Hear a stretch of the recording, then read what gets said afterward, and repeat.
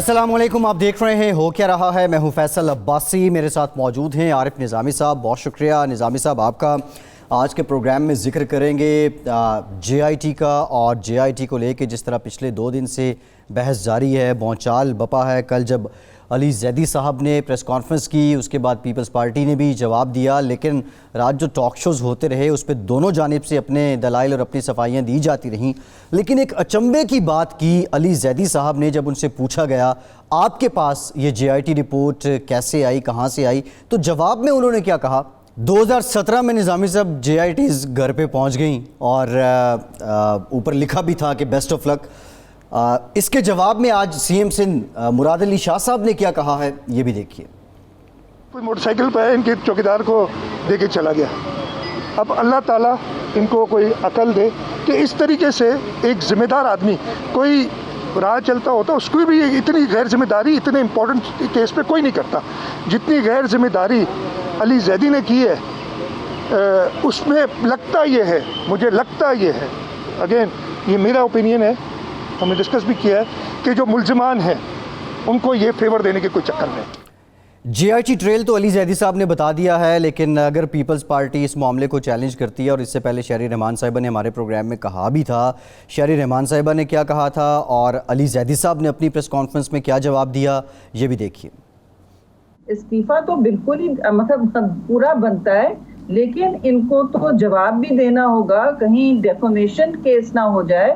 اور قادر پٹیل تو ان کو بالکل کنٹیمپٹ آف پارلیمنٹ کے مطلب پریویلیج کمیٹی میں لا سکتا ہے، اور باہر عدالت میں بھی میں سمجھتی ہوں جانا نہ غیر مقصود نہیں ہوگا. مجھے اس کا کوئی فکر نہیں ہے کہ تم 62 پہ جا کے 63 جو 62 لگاؤ میرے پہ ضرور جاؤ، اور پریویلیج موشن ضرور موو کرو، مجھے کوئی فرق نہیں پڑتا.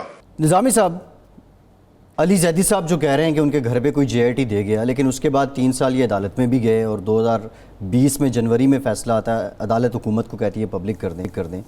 سوال یہ ہے کہ جب رپورٹس مل گئی تھیں تو پھر عدالت جانے کی نوبت کیوں آئی؟ دوسرا یہ ڈرامہ بات ہے بہت بڑے یار. میرا خیال ہے ان کو کسی سٹیج پہ ہونا چاہیے. بہت خوبصورتی سے ایکٹنگ بھی کرتے ہیں. اب بڑی کنویننٹلی پہلے کہنے لگے 3 ہیں، پھر کہنا نہیں وہ بلدیہ ٹاؤن والی، بلدیہ ٹاؤن کی جو جے آئی ٹی ہے، کیونکہ اس سے ڈائریکٹلی افیکٹ ہوتے ہیں ان کے جو عواری بیٹھے ہوئے ہیں ایم کیو ایم کے اسمبلی کے اندر، تو وہ گول مال کر کے نہیں وہ نہیں تھی، فرشتے آئے اوپر سے. اور یہ اس کی میرے نزدیک اس کی بڑی بے لاگ تحقیقات ہونی چاہیے. مجھے وہ ایک اینکر کا واقعہ یاد آ جاتا ہے جو ہائی کورٹ کے سامنے ایکسپوز ہوتے ہیں، بلکہ سپریم کورٹ کے سامنے اپنا ثاقب نثار صاحب کے سامنے، جی یہ بہت بری طرح ایکسپوز ہوں گے. کیونکہ یہ دیکھیں نا، وہ تو چلے اینکر ہی تھے، یہ ایک ذمہ دار ہونا چاہیے منسٹر، لیکن ذمہ دار نہیں لگتے مجھے. اور یہ اس معاملے میں بہت سارے لوز اینڈ جو ہیں جی وہ واضح طور پر نظر آتے ہیں کہ بھئی اس کے اوپر ایک اور ایکسپریشن کاسٹ ہوتی ہے جی کہ ایک موٹر سائیکل پہ آدمی کون آ سکتا ہے. مطلب وہ یہ انسینویٹ کر رہے ہیں جی کہ ایجنسیوں کے لوگ ان کو آ کے دے گئے یہ جی رپورٹ. اب یہ خود بری ذمہ ہو رہے ہیں. خود بری یار، ان کو کوئی اور وائی ہم. ٹھیک ہے نظامی صاحب، یہ جو بات کر رہے ہیں علی زیدی صاحب، ایک تو ڈراپ سین نہیں ہو گیا، اپنی ان کی بات کی نفی نہیں ہو جاتی جب یہ کہہ رہے ہیں، ان سے بار بار پوچھا جا رہا تھا کہ کہاں سے آئیں آپ کے بعد. دوسرا، ان رپورٹس کی کریڈیبلٹی، اس پہ بھی بہت زیادہ سوال اٹھ رہے ہیں. تیسرا موسٹ امپورٹنٹ، دونوں جو جے آئی ٹیز ہیں، خواہ وہ علی زیدی صاحب کی ہوں یا سندھ حکومت کی، اس پہ ذوالفقار مرزا صاحب کا نام آ رہا ہے، اور ذوالفقار مرزا صاحب کو یہ مرد حر قرار دے رہے ہیں. لیکن ذوالفقار مرزا صاحب جو پیپلز پارٹی کے ساتھ ان کا تعلق تو تھا، وہ جو کچھ بھی تھے پیپلز پارٹی کے پلیٹ فارم سے، وہ مرد حر ہیں اور باقی مرد حر نہیں ہیں. اور دیکھیں، ایک وہ بہت نامناسب سی بات ہے کہ لیٹن امریکہ ایک ملک کا ڈکٹیٹر تھا، تو وہ بہت بڑا ڈکٹیٹر بھی تھا اور بڑا کرپٹ بھی تھا. تو ریگن اس زمانے میں امریکہ کا صدر تھا جی. اس نے پوچھا کہ یار یہ کیسا آدمی ہے؟ اس نے کہا، گالی دے کے بہت بڑی کہا اس کو جی کہ ہے تو وہ یہ، لیکن کیونکہ ہم وہ ہی از آر، تو وہ حساب ہے کہ ذوالفقار مرزا ہوں یا اور جو کئی لوگ ہوں اس حکومت میں وہ ایک ڈرائی کلیننگ پروسیس کے ذریعے سے گزر کے پوتر ہو کے صاف ستھرے ہو کے ڈرائی کلین ہو کے باہر آ گئے. اچھا نظامی صاحب، تصویر کا دوسرا رخ، پیپلز پارٹی اب عزیر بلوچ کے ساتھ اپنی لیڈرشپ کا کنیکشن اس کی نفی کر رہی ہے، اس کو نہیں مان رہی ہے، کہتی ہے نہیں. اور وہ پیپلز پارٹی بھی جو الزام ہے وہ ذوالفقار مرزا پہ دے رہی تھی. کیا آصف زرداری ذوالفقار مرزا کے سامنے بے بس تھے؟ یہ میں آپ کو بات بتاؤں ایک، جی یہ اس کا ذرا بیک گراؤنڈ آپ دیکھیں. یہ بیک گراؤنڈ وہ ہے جب ایم کیو ایم کا طوطی بولتا تھا ارون سندھ میں، جی لیاری گینگ اس کے مقابلے میں کھڑا کیا گیا. اور اس سے یعنی کہ جو پیپلز پارٹی مبرہ تھی پہلے ان چیزوں سے، وہ خود بھی یعنی جو گینگ لینڈ ہے بن گیا کراچی، جی اور گینگ وار جن کا ذکر بھی کیا گیا اور جسٹیفائی بھی کیا گیا. ٹھیک ہے نا.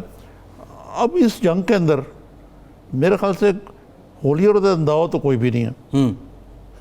اب کرائم اور پولیٹکس کے اندر جو نیکسس ہے، جی وہ کیا نام تھے جو پولیس کے افسر تھے جو کتنے راؤ انوار کیا تھے وہ؟ پولیس، کرمنلز، مافیاز اور سیاستدان جو ہیں، انہوں نے کراچی کا مل کر بیڑا غرق کیا. اور یہ 2013 میں the credit goes to that government، جی راحیل شریف، میاں نواز شریف، جنہوں نے آ کے کراچی کو گن صاف کیا. اور اس وقت تک پیپلز پارٹی نے بھی ریز کر لی تھا توبہ کرتے ہوئے یہ معاملات. لیکن جو ماضی ہے ان کا، جی وہ تو اپنی جگہ پہ، وہ یہ نہیں کہہ سکتے کہ جو ہے یہ عزیر بلوچ سے ہمارا کوئی تعلق نہیں ہے. جی بالکل ٹھیک ہے، بالکل ٹھیک ہے. اور پیپلز امن کمیٹی جو بنائی گئی تھی اس کو ڈس آن کرنا. بات ہے کہ امن کمیٹی نام تھا، شر کمیٹی کام تھا. جی جی نظامی صاحب، یہ آپ نے بڑے زبردست اصطلاح استعمال کیا، امن کمیٹی نام تھا، شر کمیٹی کام تھا. لیکن ثابت یہ ہوا کہ کراچی کے ساتھ، جو کراچی کے لوگوں کے ساتھ ظلم ہوتا رہا، اور جو لوگ اس سارے واقعات میں اپنی جان سے گئے، اب ان کے ساتھ انصاف کیسے ہوگا؟ یہ سب سے بڑا سوال ہے. اور یہ حکومت، خاص طور پہ جو بلدیہ ٹاؤن ہے، جی یہ تو بڑے کلیئر کیس ہے، اوپن اینڈ شٹ کیس ہے. بالکل ٹھیک ہے، بالکل ٹھیک ہے نظامی صاحب. اور ایم کیو ایم کی موجودہ قیادت کیا اس وقت ان لوگوں کا، وہ جو لوگ نامزد ہیں، جو موجودہ لوگ ہیں، ان کا نہیں تھا؟ یہ بھی ایک سوال ہے. ایک بریک لیتے ہیں، اور بریک کے بعد جو -1 کی بات ہو رہی ہے، بلاول بھٹو صاحب اور شہباز شریف صاحب کا ٹیلی فونک رابطہ ہوا ہے، اس پہ بات کرتے ہیں. ہمارے ساتھ رہیے.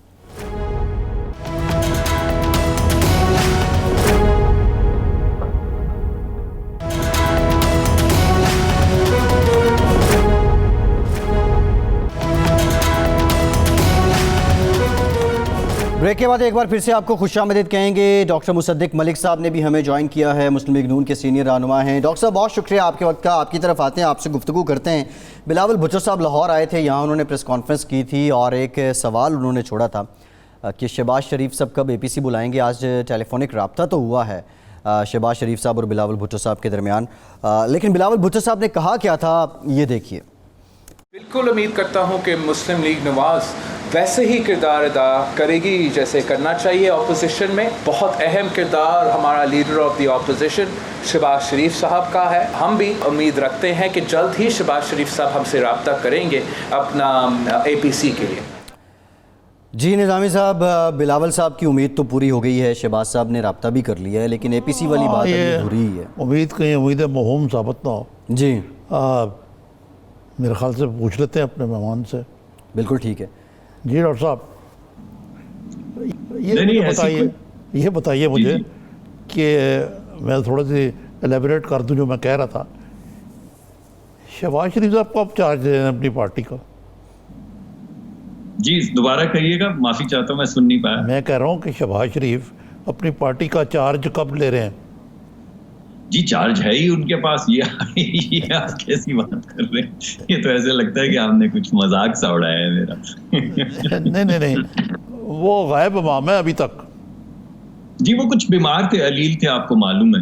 اس سے پہلے یہاں پر تھے نہیں وہ. تو آپ کی بات کا ایک نقطۂ نظر سے تو مجھے سمجھ آتی ہے کہ پہلے وہ ایک عرصے کے لیے انگلستان میں تھے اپنے بھائی کی علالت کی وجہ سے. جب یہاں آئے تو کورونا کا شکار ہو گئے، مگر اب وہ انشاءاللہ آپ دیکھیں گے کہ صحت یاب ہو گئے ہیں اور بڑے بھرپور انداز میں متحرک رہیں گے. اور آج آپ نے دیکھا ہے کہ انہوں نے بلاول صاحب سے بھی بات کی، اور دیگر پارٹی رہنما جو ہیں ان سے بھی وہ مسلسل رابطے میں ہیں. اور انشاءاللہ آپ دیکھیں گے کہ آنے والے وقت میں بہت جلد ایک آل پارٹی کانفرنس ہوگی جس میں یہ جو اس وقت حکومت کے حالات ہیں ان پہ بیٹھ کے سیریسلی غور کرنا پڑے گا کہ آخر پاکستان جا کہاں رہا ہے اور جہاں جا رہا ہے وہاں جانے کا متحمل ہو سکتا ہے یا نہیں. اور یہ بڑا اہم سوال ہے. آپ کسی زاویے سے دیکھ لیں, آپ سیاسی زاویے سے دیکھ لیں, آپ کرونا وائرس کے حوالے سے دیکھ لیں, آپ ٹڈی دل کے حملے کے حوالے سے دیکھ لیں, آپ چینی اور آٹے کی قیمت کے حوالے. وہ تو ساری باتیں ٹھیک ہے آپ کی, لیکن آپ نے بڑا ایک خوبصورت بات کہی ہے کہ پاکستان کہاں جا رہا ہے. آپ کو پتا تو بتا دیں ہمیں یار. جی دیکھیں, بظاہر تو بہت سچویشن جو ہے وہ خطرناک لگ رہی ہے اگر آپ مجھ سے پوچھیں ایمانداری سے, کیونکہ numbers are not adding up. آپ نے ہماری سرحدی سچویشن جو ہے وہ دیکھ ہی لی ہے کہ کس طرح اس وقت بھارت جو ہے وہ ایگریشن دکھا رہا ہے, اور کیسے جو ہمارے ملک کے اندر جو دہشت گردی کے معاملات سامنے آ رہے ہیں ان کی کڑیاں کیسے وزیر اعظم نے کہا ہے کہ بیرونی طاقتوں سے بالخصوص بھارت سے ملتی ہیں. تو اس سلسلے میں ہم نے اپنے دفاع کو بھی مضبوط رکھنا ہے اور متحرک رکھنا ہے ہر وقت. ایک طرف آپ اس کو سوچئے کہ اس کے لیے ہمیں ایکسپینڈیچرز کی ضرورت ہوگی, دوسری طرف آپ یہ دیکھیے کہ کیسے اکانومی کا دیوالیہ نکل گیا ہے, اور ابھی بھی 2 سال کے بعد جتنے ٹیکس کے revenues P M L N چھوڑ کے گئی تھی اتنے ہی ریونیوز ہیں. اب خطرہ یہ ہو گیا ہے, خطرہ یہ لاحق ہو گیا ہے کہ اگر آپ دیکھیں کہ کرونا بھی ٹل نہیں رہی, ٹڈی دل نے بھی کچھ فصلیں تباہ کر دیں وغیرہ وغیرہ, تو مجھے ایسا لگتا ہے کہ 2 کوارٹرز کے بعد جب آپ کے ٹیکس کے ریونیوز آئیں گے تو آپ کو یہ نظر آئے گا کہ حکومت اس طریقہ کار سے چل نہیں سکتی. کیسے چلے گی؟ فار ایگزامپل آپ چھوڑ دیں ٹارگٹس کو, پچھلے سال کے ٹارگٹس کو, تو اس سال کے جو بجٹ میں ٹارگٹس رکھے چھوڑ دیں. پچھلے سال 4,000 ارب کی کلیکشنز ہیں, کیا اگلے 6 مہینے میں آپ دیکھ رہے ہیں کہ 2,000 یا 2,500 ارب کی کلیکشنز ریونیو میں ہو جائیں گی؟ اور اگر نہیں ہوں گی تو جو ڈیفیسٹ ہے وہ کہاں 2 ہے نا جی چیزیں ملک صاحب. ایک تو ہے نا آپ نے اکنامک کرائسس کی بات کی, ایک کووڈ-19 کا کرائسس ہے, ایک گورننس کا کرائسس ہے. وہ تو مختلف قسم کا کرائسس ہے. آپ تو جدھر سے چھڑیں گے ایک کرائسس آپ کو نکلتا ہوا, آلموسٹ ڈیلی ایک نیا کرائسس سامنے آتا ہے. میرا آپ سے سوال یہ ہے کہ اے پی سی کا بلانے کا مقصد کیا ہے, کیا اس کا ایجنڈا ہے؟ کیونکہ -1 فارمولا کا تو آپ اگر کوئی تھا ایسا فارمولا ہو سکتا ہے تو جو شاہد خاقان عباسی صاحب نے تو اس میں بالکل پھونک نکال دی ہے. اب یہ ایسا تو نہیں ہوگا کہ نشستن گفتن برخاستن والا معاملہ ہوگا؟ کیا کریں گے آپ کے پاس کچھ کرنے کی پوزیشن میں ہیں آپ؟ دیکھیے, سب سے پہلی بات جی کرنے کی تو بہت سی پوزیشنز ہیں. پہلی بات تو آپ اس کو جو ہمارا فرض ہے اس کے حوالے سے دیکھیں. یعنی اس وقت جو صورتحال میں نے آپ کے سامنے پیش کی ہے, اور آپ جب وہ کہہ رہے تھے کہ آپ کسی زاویے سے دیکھیں, تو میں آپ سے کہنے والا تھا وہ ایک زاویہ بتائیے جس کو دیکھنے کے بعد کچھ تقویت ملتی ہے اور حوصلہ ملتا ہے کہ ہاں حکومت صحیح ہے. یہی میرا مقصد تھا. زاویہ نہیں بتاتے.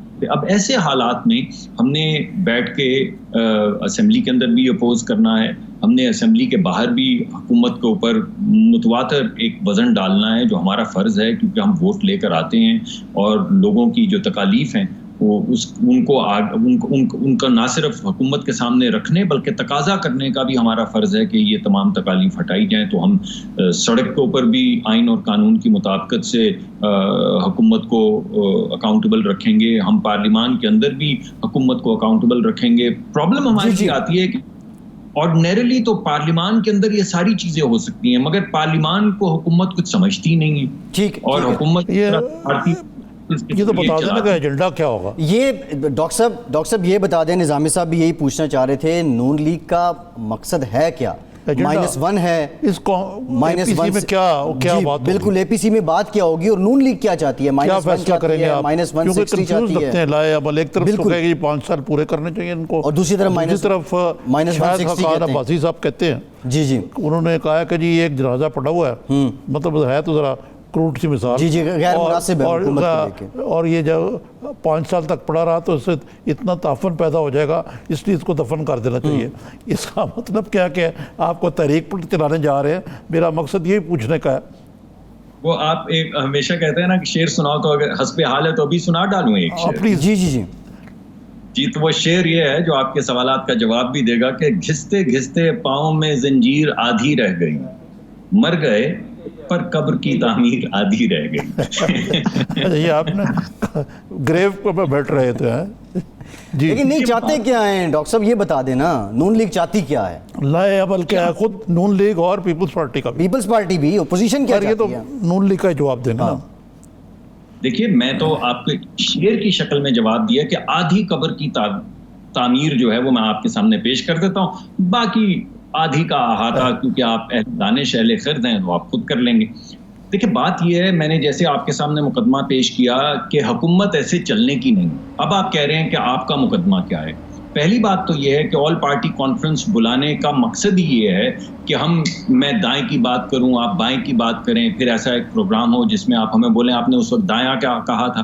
دایاں بایاں تو جب آپ سوال پوچھیں گے ہم کہیں گے, لیکن اس وقت ہمارا ارادہ یہ ہے کہ ہم تمام پارٹیز جو ہیں وہ ایک ہی لائحہ عمل لے کر آگے بڑھیں, ایک ہی اسٹریٹجی کے تحت آگے بڑھیں. اور یہ جو آدھی قبر خود کھود چکی ہے پی ٹی آئی اپنی, اس کے اوپر جو تھوڑی بہت مٹی ڈالنی ہے اور دعا پڑھنی ہے وہ پڑھ کے ملک کو ترقی کی طرف گامزن کریں. اور یہ جو کالا دور گزر رہا ہے یا گزرا ہے, اس کو اب ہم ماضی میں پھینک کے ایک بہتری کی طرف آگے چلیں, کیونکہ ایسا یہ چل نہیں سکتا. اب آپ اس کا اسپیسیفک چیزیں کیا ہیں تو 2-3 چیزیں سامنے آئیں. پہلی چیز آپ پوچھیں گے کہ خواجہ صاحب نے 1-2 مرتبہ یہ ذکر کیا کہ بھائی اگر -1 ہوتا ہے تو بالکل ہو جائے, اور بھی ہمارے بہت سے دوستوں نے کہا ہے. تو ووٹ آف نو کانفیڈنس جس کی ایک باقاعدہ گنجائش ہے اس وقت آئین میں, وہ تو ہو ہی سکتا ہے. اور ہمیں غالباً ہم تو کیا خیر کریں گے, ان کے اتحادی کر ڈالیں گے, کیونکہ کوئی بھی شخص جس کے اوپر ووٹ کا بوجھ ہے اور جسے واپس اپنی کانسٹیٹوئنسی میں جانا ہے, وہ یہ جو اس وقت گرد اڑ رہی ہے وہ اپنے دامن پہ تو نہیں پڑنے دیں گے. اگر پڑھنے دیں گے تو کیسے جائیں گے, دوبارہ وہ کعبے کس منہ سے جاؤ گے غالب, شرم تم کو مگر نہیں آتی. تو اس وجہ سے وہ آلریڈی ٹوٹنے کو تیار بیٹھے. تو ہمیں ایسا لگتا ہے کہ اگر ڈاکٹر صاحب شاہد خاقان عباسی صاحب جو لائن لے رہے ہیں وہ آپ سب سے مختلف ہے. وہ تو کہتے ہیں کہ ووٹ آف نو کانفیڈنس کوئی پریکٹیکلی پاسبل نہیں ہے, وہ -160 کی بات کرتے ہیں. آپ لوگ چاہتے کیا ہیں؟ اور دوسرا جو آپ اے پی سی کی بات کر رہے ہیں, پہلے بھی دو اے پی سی اپوزیشن کر چکی ہے, اس اے پی سی کو لیڈ کون کرے گا؟ کیا شہباز شریف صاحب کریں گے؟ دیکھیے پہلی بات تو میں آپ کے سوالوں کا ہی جواب دے رہا تھا. میں کیونکہ نظامی صاحب سے میری بہت رفاقت اور محبت کا رشتہ ہے تو مجھے تھوڑا سا اندازہ ہوتا ہے. میں عباسی صاحب کی بات کروں گا تو یہ خواجہ صاحب کی بات کریں گے, خواجہ صاحب کی کروں گا تو میں نے کہا میں آپ کو پورا سیکوینس بتا دوں. تو پہلے میں نے آپ کو ایک, اب دوسری جو اہم نقطہ ہے وہ یہ ہے کہ اگر آپ کے گمان میں یہ بات آ بھی جائے کہ جناب ایک ووٹ آف نو کانفیڈنس کے ذریعے ایک چہرہ بدل جائے گا اسی ٹیم کے ساتھ, تو میں آپ کے سامنے یہ سوال رکھتا ہوں جو عباسی صاحب رکھ رہے ہیں کہ what is the definition of insanity? The definition of insanity is to do the same thing and expect a different result. یعنی اسی ٹیم کے ساتھ جس نے نامراد ڈبو دیا سب کو, ایک چہرہ بدلنے سے کیا آپ واقعی یہ سمجھتے ہیں کہ یہ حکومت وہ تمام ترقی کے زینے جو ہمیں طے کرنے چاہیے ہم پہ مقرر ہیں وہ ہم کر پائیں گے؟ تو جواب ملتا ہے نہیں. اس وجہ سے عباسی صاحب اس بات کو مقدمہ کو آگے بڑھاتے ہیں کہ ہاں ٹھیک ہے اگر آپ ووٹ آف نو کانفیڈنس کرنا چاہیں تو کر لیں, لیکن یہ ووٹ آف نو کانفیڈنس کسی بھی سوال کا جواب نہیں ہوگا. آپ کو ایک ٹیمپرری ریلیف مل جائے گا. جو آپ کے سارے ملک کے سرمایہ کار جو بھاگ چکے ہیں, یعنی جوتیاں چھوڑ کے بھاگ چکے ہیں, کسی کو نہیں پتا کہ چینی جو بیچنے والا ہے اس کی چینی کی مافیا ہے, جو آٹا بیچنے والا ہے وہ آٹا کی مافیا ہے, جو پیٹرول پمپ لگا بیٹھا ہے وہ پیٹرول مافیا ہے, جو ادویہ بناتا ہے وہ دواساز کمپنیوں کا مافیا, جو ہسپتال میں بستر نہیں ملتا تو ہسپتال, نامراد ہر بندہ اس ملک کا مافیا ہے, ہر شخص یہاں پہ مافیا ہے. تو یہ ضرور ہوگا کہ اگر ووٹ آف نو کانفیڈنس ہوتا ہے تو ان کو کم از کم اتنا کانفیڈنس آئے گا کہ کوئی ایریٹک حکومت نہیں ہے, ہم یہاں پہ انویسٹ کر سکتے ہیں. ایسا نہیں ہوگا کہ جب حکومت ناکام ہوگی تو ہمیں مافیا بنا. مائنس کچھ نہیں ہونے والا اگر ووٹ آف نو کانفیڈنس آپ کا کامیاب نہیں بھی ہوتا. آپ یہ کہنا چاہ رہے ہیں حکومت پہ دباؤ آئے گا, لیکن اگین سوال وہی ہے کہ اپوزیشن اور نون لیگ اسپیسیفکلی کیا چاہتی ہے. ایک بریک کے بعد اس سوال کا جواب آپ سے لیں گے. یہ سمجھ نہیں آ رہی ہے, عوام کو بھی نہیں سمجھ آ رہی ہے. ہمارے ساتھ رہیے.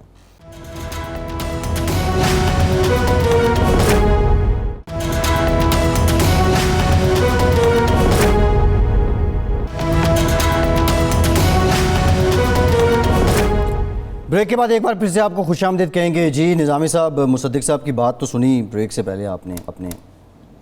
جی مصدق صاحب یہ بتائیے کہ یہ کب تک متوقع ہے جو ہے اے پی سی اگر یہ ہوگی بھی, اور یہ پہلے والا حشر تو نہیں ہوگا اس کا؟ نہیں مطلب وہ پہلے والے میں تو لیول آف اٹینڈنس بھی بڑا لو تھا. تو I hope this time Shehbaz Sharif صاحب, بلاول, مولانا فضل الرحمان, باقی جو گرانٹیز ہیں مختلف پارٹیز کے اپوزیشن کے, یہ شرکت کریں گے. جی انشاءاللہ. آپ کو جیسا معلوم ہے شہباز صاحب کیونکہ اب ریکور ہو چکے ہیں, تو میرے خیال میں وہ تمام لوگوں سے کانٹیکٹ کر رہے ہیں, اور بہت جلد, جیسے کیونکہ سب کی مصروفیات ہیں تو اے پی سی کے لیے وقت طے کرنے میں تھوڑی مشاورت درکار ہے, تو انشاءاللہ ایک ایسا وقت بہت جلد یعنی دنوں میں طے کر لیا جائے گا جس میں سب لوگ شرکت کر پائیں گے. اور میں یہ سمجھتا ہوں کہ جس معاشی دلدل میں, آپ کا پچھلا بھی سوال جو تھا وہ یہی تھا کہ ہم ایک دلدل میں ہیں ہر طرف سے, گورننس کی دلدل میں, معاشی دلدل میں.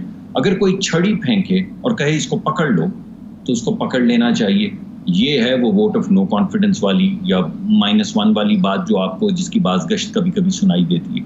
لیکن اصل میں اس دلدل میں تو آپ جتنے ہاتھ پیر ماریں گے دھنستے چلے جائیں گے. یہ وہ بات ہے جو عباسی صاحب کہہ رہے ہیں. وہ کہہ رہے ہیں کہ ایک فریش مینڈیٹ ہونا چاہیے.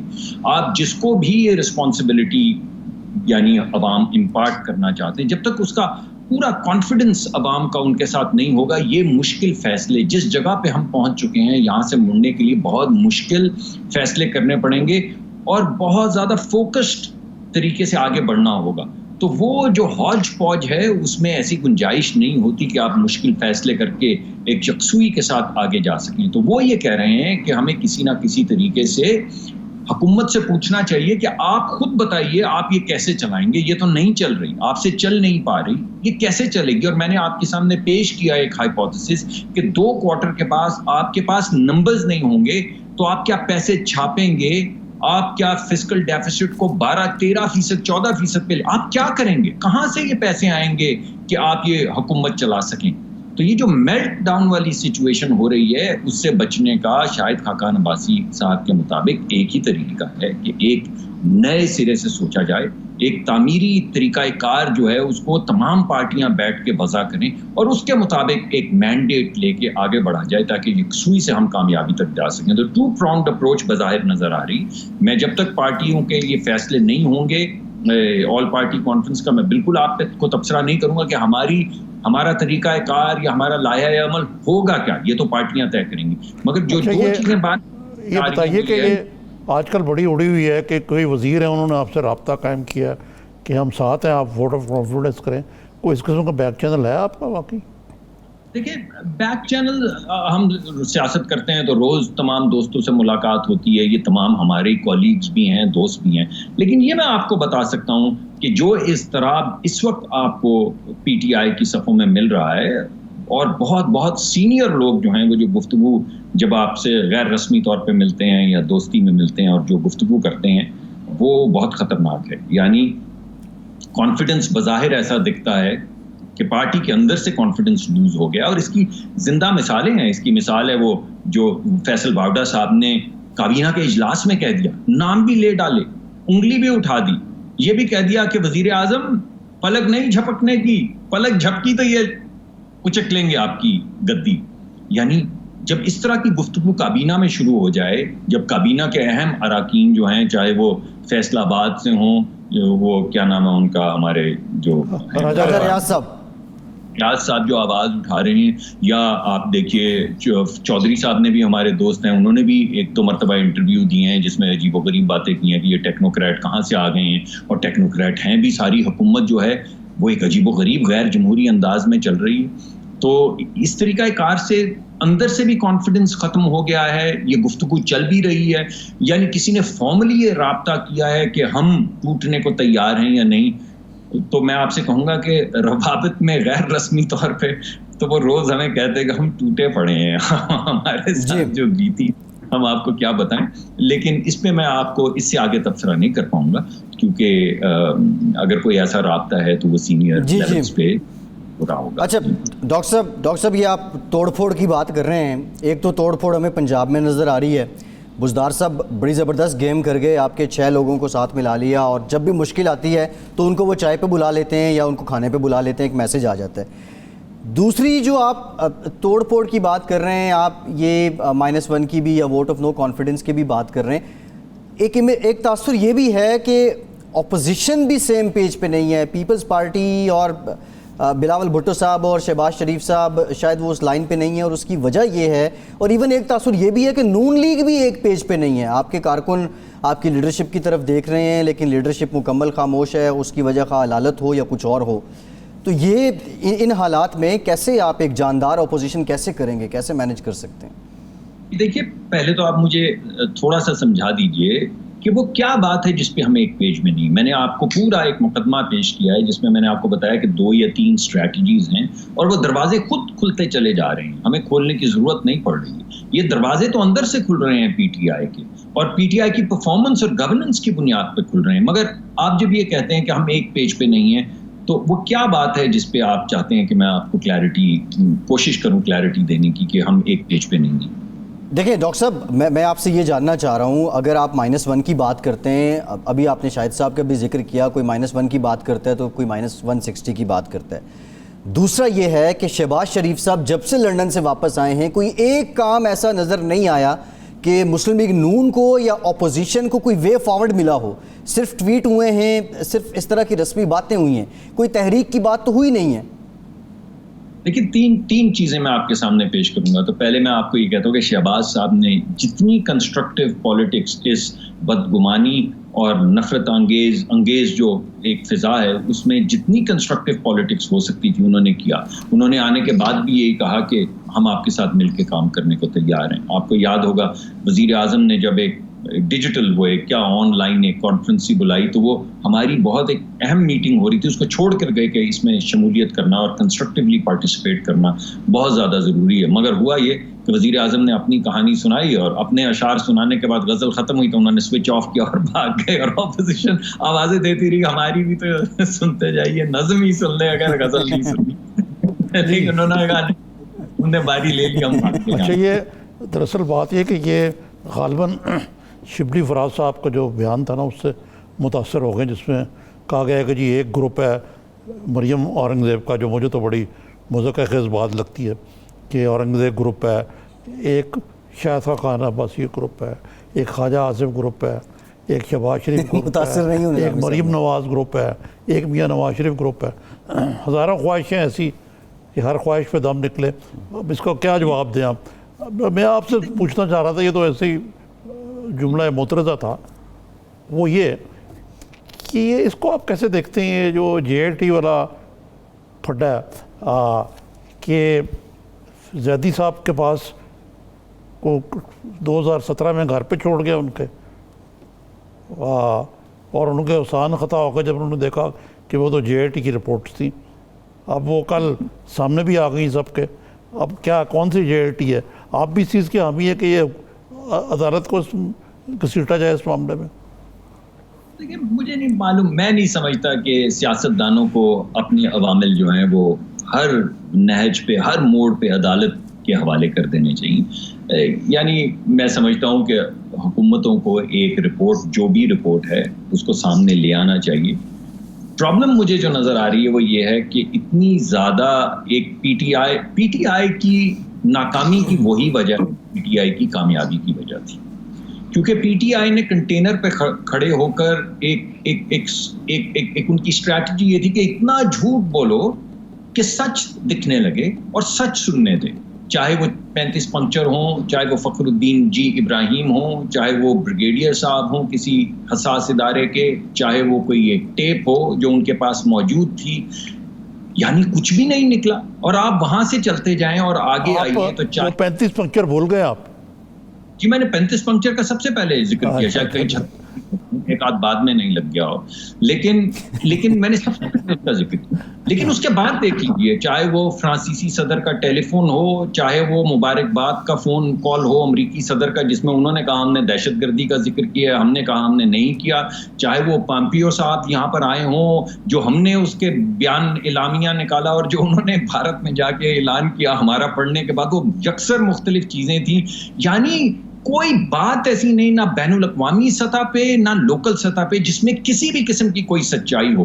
لیکن چونکہ یہ غلط بیانی کر کے یہ حکمران بن گئے ہیں تو ان کو لگتا ہے کہ غالباً کارکردگی گورننس یا معیشت بچانے کے بجائے وہ بیانیاں ہی بڑھاتے چلے جاؤ کہ ایک چاہے وہ, اور میں یہ نہیں کہہ رہا, مجھے نہیں معلوم کون سی والی جی آئی ٹی سچی ہے, مگر اگر آپ تسلسل سے نقطے جوڑیں تو آپ کو پتہ چلتا ہے کہ ہر مرتبہ پتہ یہی آخر میں چلتا ہے کہ جو غلط بیانی تھی وہ پی ٹی آئی کی طرف سے ہو رہی تھی. اب یہ جو نئی جو بھی انہوں نے جے آئی ٹی رپورٹ پیش کی ہے اس کے مطابق عزیر بلوچ صاحب کو پی ٹی آئی نے کہا, دعوت دی کہ ہمارے ساتھ شمولیت کر لیں. جب علی زیدی صاحب کو پوچھا گیا ایک پروگرام میں کہ بھائی آپ نے کیوں ایسے بند شخص کو دعوت دی, تو انہوں نے کہا بھائی میرے سے یہ سوالات نہ پوچھے, میں کوئی حکمراں. بھئی یہ کیا بات کر رہے ہیں, ایک طرف آپ کہہ رہے ہیں یہ جے آئی ٹی صحیح ہے, دوسری طرف اسی جے آئی ٹی میں لکھا ہوا ہے کہ پی ٹی آئی جو ہے وہ عزیر بلوچ صاحب کو لانے کی بھرپور کوشش. یعنی یہ تمام چیزیں جو ہیں یہ ماورا عقل ہیں. میں تو پریشان ہو جاتا ہوں یہ گفتگو سن کے. میں سمجھتا ہوں کہ پی ٹی آئی کو تھوڑی سنجیدگی دکھانی چاہیے. اب وہ حکمران ہیں, حکومت میں ہیں, اس طرح کے ٹوٹکے کر کر کے, اس طرح جھوٹ بول بول کے, وہ کاغذ لہرا لہرا کے جس میں وہ ہائی لائٹ ہوئے ہوں کہ یہ دیکھے چوری کا, یہ دیکھے چوری کا, بعد میں عدالت کے اندر آتے ہیں تو کوئی ثبوت نہیں ہوتا, کوئی کاغذ نہیں ہوتا. یعنی کس بات کے اوپر ہم روئیں؟ وہ کیا ہے جی پیٹوں جگر کو میں, اب آپ خود ہی وہ مصرع پورا کر دیں. جی نہیں, مگر آپ مکمل کر دیں, شعر مکمل کر دیں اپنی حالت زار پہ ڈاکٹر صاحب. ہماری اب کیا حالت, ہم مرزا غالب سے کسی نے پوچھا سناؤ مرزا کیسے ہو, اس نے کہا 2-4 دن میں ہمسایوں سے پوچھ لیجو. تو ہماری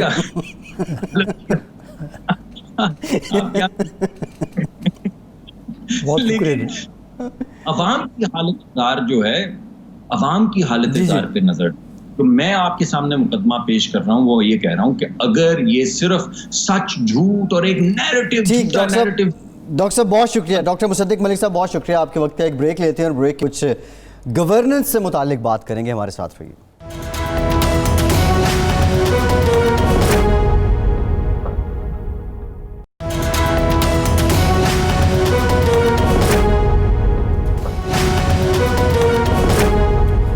بریک کے بعد ایک بار پھر سے آپ کو خوش آمدید کہیں گے. پنجاب میں جو آٹے کی قیمت مقرر کی گئی وہ 860 روپے تھی 20 کلو کا تھیلا, اور یہ قیمت پچھلے مہینے میں 55 روپے بڑھا کے کی گئی. لیکن نظامی صاحب اس وقت اوپن مارکیٹ میں یہ حالات ہیں کہ یہی تھیلا کہیں 1030 روپے کا مل رہا ہے اور 1100 کا مل رہا ہے. جی وجہ کیا ہے؟ بہت سے بحران پہلے بھی آ چکے ہیں, بنیادی اشیاء ضروریہ کے بحران. یہ جو گندم ہے اس کی شارٹ فال اتنی زیادہ ہوئی ہے, کوئی جی 14 لاکھ ٹن جی غالباً یہی ہوتا ہے جی.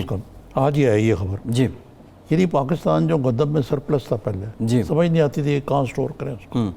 اب یہ حال ہو گئی کہ یہاں پہ شارٹ فال شروع ہو گئی, اور اسی لیے آپ کو پتہ کہ ایک ڈیوٹی فری کھلی گندم کی امپورٹ کی اجازت دے دی گئی. جی آپ کس کس کو رہے ہیں بتائیں؟ نہیں, یہ فصل کٹتے ہی نظامی صاحب بحران گندم, یعنی ابھی فصل کٹی ہے. جی گندم, چینی, تیل جو پہلے سنا نہیں تھا ہم نے, جی یہ تو ہوگی نا جو بلیک مارکیٹ ہو رہی ہے آپ کہتے ہیں. اصل میں بلیک مارکیٹ نہیں ہے, یہ پاکستان ایک کنٹرولڈ اکانومی نہیں, ڈی ریگولیٹڈ اکانومی ہے. جی مارکیٹ فورسز ڈٹرمن کرتی ہیں, حکومت جو مقرر کرتی ہے وہ یوٹیلیٹی سٹور میں بھی بعض اوقات نہیں ملتی اس میں. تو یہ کنٹرول ریٹ ایک آپ کو یاد ہے آپ کے خیت پیدا ہونے سے پہلے تھا جی, کہ آپ دکان پہ جائیں تو کہتا جی کنٹرول ریٹ ہے, آپ سستی چیز دے رہے ہو, کنٹرول پہلے کی بات ہے میرے پاس, ریٹ کنٹرول ہوتا تھا. اب ریٹ کنٹرول نہیں ہوتا, مارکیٹ فورسز اور جی مافیاز ہیں مختلف. بھائی آپ مانتے کیوں نہیں اپنی نالائکیاں کہ آپ کوئی بھی چیز اونٹ رہے اونٹ تیری کون سی کل سی دی. تو بنیادی مسئلہ جو ہے وہ یہی ہے کہ اب دیکھیں نا, یہ تو وہی نا میں نے مثال دی آپ کو, یہ جو روزمرہ کی چیزیں ہیں, یا اس کے علاوہ جو ہے وہ انفلیشن کل ہی ہم نے ذکر کیا تھا, ریکارڈ ہوئی ہے. نظام صاحب ایک سوال ہے, یہ جو آپ کنٹرول ریٹ کی آپ نے مثال دی ہے, کہ آپ کیا سمجھتے ہیں کہ حکومت اس بات کو انڈرسٹینڈ نہیں کر رہی کہ پاکستان کا جو کاروباری انداز ہے وہ بھی ایک روایت پسندانہ ہے اور روایت پرست ہے, اور وہ ایک دم سے آپ اس کو ریگولیٹ بھی نہیں کر سکتے, ایک دم سے آپ اس کو ڈاکومنٹڈ بھی نہیں کر سکتے, اور وہاں پہ آ کے پرابلم ہو رہا ہے. پرابلم ہے سپلائی اینڈ ڈیمانڈ کا, پرسیپشن کا. جی ٹھیک ہے, وہ ہے قیمتیں جو ہیں منیمم وہ مقرر کرنے کا, صحیح ریئلسٹک قیمت مقرر کرے نا. آپ کہہ رہے ہیں کہ جی اتنے کی قیمت ہوگی, جب وہ مارکیٹ میں نہیں مل رہی ہو. جی جی چینی کا تو سپریم کورٹ نے کہہ دیا یا شاید اسلام آباد ہائی کورٹ نے کہا جی کاسٹ آف پروڈکشن کی بات ہوئی نہیں انہوں نے کہا کہ چینی اس ریٹ پہ دیں جی وہ نہیں دے سکے جی جی پھر انہوں نے کہا جی ہم دے ہی نہیں سکتے کاسٹ آف پروڈکشن ہی نہیں یہی حال آپ کو پتہ ہے کہ تیل کے ساتھ ہوا جی کروڈ آئل کہ آپ نے